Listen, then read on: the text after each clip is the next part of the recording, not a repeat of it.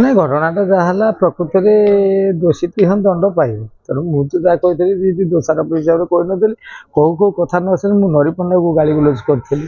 ସେଇଟା ବାବୁ ମାନେ ଧରିକିରି ସେଇଟା ଯେ କହିଦେଲେ ଯୋଉଟା ପ୍ରତାପ ଭୁଲ କଲା ଏମିତିଆ କଥା କହିଲା ବାବୁ ବି ଆମ ନାଣ୍ଡୁ ବାବୁ ବି ସେ କଥାଟାକୁ ଧରିକିରି ବସିଲେ ଯାହାଫଳରେ କି ରାଗିକିରି ସେ ବି କହିଲେ ମୁଁ ତ ବାବୁ ତମ ଅନୁଷ୍ଠାନ ଚାକିରି କରିନଥିଲା ମୋତେ ଚିହ୍ନି ନ ଜାଣିନ ମୋ ବିରୁଦ୍ଧରେ ମୁଁ କହିଲି ବାବୁ ସତ କଥା କହିଗଲେ ମୋ ବାଇକ୍ରୁ ଯୋଉଟା ଦେଖିଲି ମୁଁ ତାକୁ ଡରିକି ଶୋଧିକି ବିରକ୍ତ ହେଇକିରି କହିଥିଲି। ମୁଁ ତେଣୁ ମୁଁ କିଛି ଦୋଷ କରିନଥିଲି ଆପଣ ଯଦି ଭାବିଲେ ମୁଁ ଦୋଷୀ ବୋଲି ତାହେଲେ ମୁଁ ଦୋଷୀ ଆମର ଯେଉଁ ଦଣ୍ଡ ଦେବେ ମୁଁ ସେଇଟା ଗ୍ରହଣ କରିନେବି। ଯାହା ହଉ ଠାକୁରଙ୍କ ଦୟାରୁ ଆଜି ମୋ ମାଲିକମାନେ ମୋ ପଟୁ ସେଇଟାକୁ ହଟେଇ ଦେଇଛନ୍ତି। ସେ ଯେଉଁ ବ୍ୟାନ୍ଟା କହିଥିଲେ ସେ ବ୍ୟାନ୍ ହଟେଇ ଦେଇଛନ୍ତି। ସବୁ ମାଲିକମାନେ ମୋର ଉପସ୍ଥିତ ଥିଲେ। ଆମ ସମିତି ସାମ୍ନାରେ ବି ସେଇଟା ବି ଜାରି ରଖିକିରି କହିଦେଇଆଇଲି। ସମସ୍ତେ ବି ମୋ ମାଲିକମାନେ ଦୟାର ହାତ ମୋ ମୁଣ୍ଡ ଉପରେ ଅଜାଡ଼ି ଦେଇଛନ୍ତି। ଯାହାଫଳରେ ଯାହା ହେଲେ ବି ସୁଦ୍ଧା ମୁଁ ଆଉ ବ୍ୟାନ୍ ପରିସର ଭିତରେ ନାହିଁ। ମୋତେ ଆଜି ମାଲିକମାନେ କ୍ଷମା କରିଦେଇଛନ୍ତି। ମୋ ବାବୁମାନେ ମୋତେ କ୍ଷମା କରିଦେଇଛନ୍ତି। ମୁଁ ଆଜି କ୍ଷମାର ପ୍ରାର୍ଥୀ ହେଇ ମୁଁ ଆଜି ପୁଣି ଜନତା ଦରବାରରେ ପୁଣି ଯାତ୍ରା ଜାରି ରଖିବି। ସେଇ ଯାତ୍ରା ସେ ବିଶ୍ୱ ଦରବାରରେ ନା ନା ବିବାଦ ହବାଟା ଉଚିତ ନୁହଁ। କାହା ସାଙ୍ଗରେ ବିବାଦ କରିବା? ବାପ ପୁଅ ସାଙ୍ଗରେ ବିବାଦ କରିବା?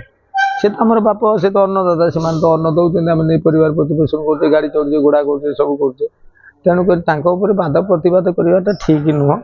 ଆମର ସେଇଟା ମୁଁ ଯେଉଁଟା ବି ପୁଙ୍ଗାନୁପୁଙ୍ଗ ଭାବେ ଦେଖିଲି ଗୋଟେ ବାଦ ପ୍ରତିବାଦ ଘେର ଭିତରେ ଗୋଟେ ବସିକିରି ବହୁତ ଦ୍ୱନ୍ଦ୍ୱ ଭିତରେ ବସିକି ପୁରା ଛନ୍ଦି ମନ୍ଦି ହେଇଗଲାଣି। ତେଣୁକରି ଏତେ ବାଦ ପ୍ରତିବାଦ ନ ରହୁ। କଳାକାର ତାଙ୍କର ସେମିତି ମାନ ରକ୍ଷା କରିକି ସେ ଯାତ୍ରା କରନ୍ତୁ। ଆଉ ମାଲିକମାନଙ୍କ ସମ୍ମାନ ବଜାୟ ରଖନ୍ତୁ।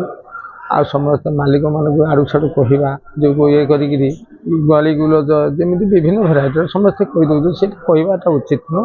ନା କୁହନ୍ତୁନି ନରିପଣ୍ଡା କଥା ତ ମୁଁ ଆଜ୍ଞା କହିପାରିନି। ସେଇ ନରିପଣ୍ଡାର କଥା ଭିତରେ ବସି ମୁଁ ବାଦ ବିବାଦରେ ଛନ୍ଦି ହେଇଗଲି। କାହିଁକିନା ନରିପଣ୍ଡାକୁ ଦୋଷାରୋପ କଲି କିନ୍ତୁ ବାବୁଙ୍କ ଜଣଙ୍କ ନାଁ ନେଇଯାଇଥିଲି, ନାଣ୍ଡୁ ବାବୁଙ୍କ ନାଁ ନେଇଯାଇଥିଲି ବୋଲି ନାଣ୍ଡୁ ବାବୁ ବି ମୋତେ ଜାଣିନି ମୁଁ ତାଙ୍କ ଅନୁଷ୍ଠାନରେ ନଥିଲି। ସେ ବି ମୋତେ ଖରାପ ଭାବିଲେ। ତେଣୁକରି ଯାହା ହେଲେ ବି ସୁଦ୍ଧା ଆଜି ମୋତେ ବି ସେଇ ବାବୁ ବି ଆଜି ମୋତେ ଭଲ ଭାବିକିରି ମୋ କହିବା ଅନୁସାରେ ମୋର କଥା ଅନୁସାରେ ମୋତେ ବି ଭଲ ପାଇକିରି ମୋତେ ବି ପୁଣି କ୍ଷମା କରିଦେଇଛନ୍ତି। ଯାହାଫଳରେ କି ମୁଁ ଆଜି ପୁଣି ଦେଖିଲା ବେଳକୁ ଯେ ଯାତ୍ରା ସେ ବିଶ୍ୱ ଦରବାରରେ ପୁଣି ମୋ ଅଭିନୟ ଜାରି ରଖିବି।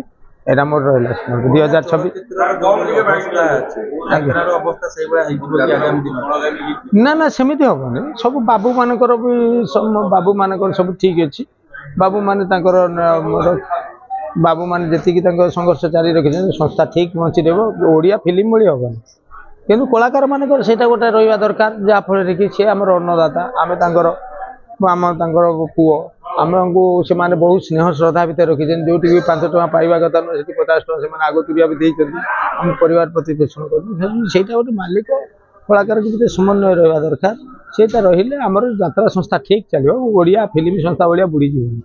ଏଇଟା ସତ ସିଦ୍ଧ ଆଜ୍ଞା। ଜୟ ଜଗନ୍ନାଥ।